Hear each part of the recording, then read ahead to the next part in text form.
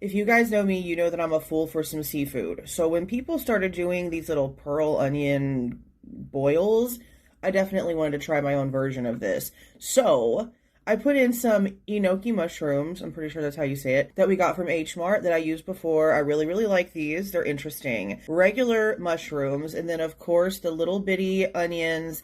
Now these are the ones that come from the produce section that you have to peel. The next time I do this, I'm going to use some pickled pearl onions because they already have that like vinegary bite. So I think they'll be better. So stay tuned for that because I really think they're going to be better. Anyway, so this is what it looks like before we put anything else. This is just the mushrooms and the little onions. This is the crab meat that I use. It's from Transocean. I just now started buying this one because it's like $4.50 at Walmart. It says that it's made with wild Pacific whitefish, and some real crab meat is added to it. So for an imitation crab meat, it's definitely made with real ingredients, real fishies from the ocean. So I cut the pieces in half, placed them in here like this. Now I wanted to add some garlic as well, and I remembered that I had these whole garlic cloves that are pickled. Now, I don't know what happened with these. The bigger bottle that you see, or shall I say the bigger jar that you see, where you can see the Picker Fresh brand, that's the one that they have in the store now. The inside liquid is very, very actually liquidy, and y'all are probably like, okay, what does that matter? It's a pickled garlic, it's probably supposed to be. Well, when the jar was half that size, which is the one that you see with the Ross sticker on it, I should have taken a picture of the jar itself, but it's like little bitty, and when it was smaller, the juice on the inside of the jar was like thicker. So now they don't taste as good. And I don't know what they did. I don't know why they changed it. I don't know what was in the other one. But they definitely tasted better when it was smaller and they had a thicker liquid inside of the jar. Neither here nor there. They worked just fine for what I needed them to work for. Now, these are the seasonings that I used for this. I have my Zatarain's shrimp and crab boil concentrate. I only put a cap full. You can put 2 capfuls in something this small. Some people are going crazy.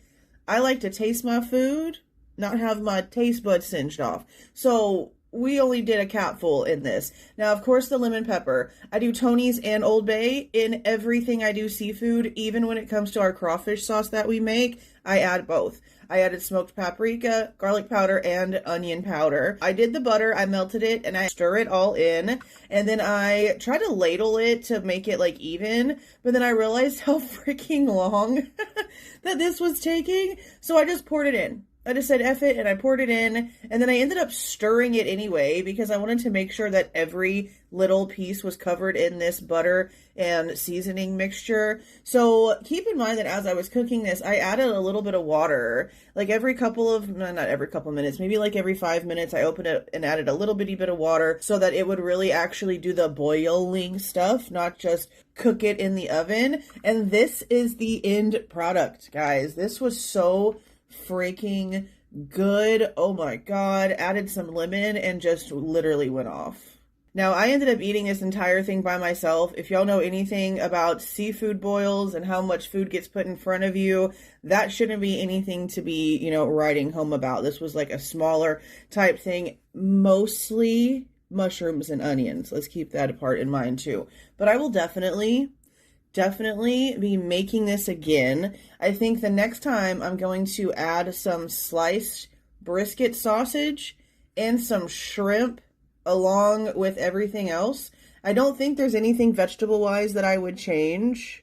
I definitely want to make sure that I have some more enoki mushrooms, but I have to travel like over 2 hours to get to a place that sells those.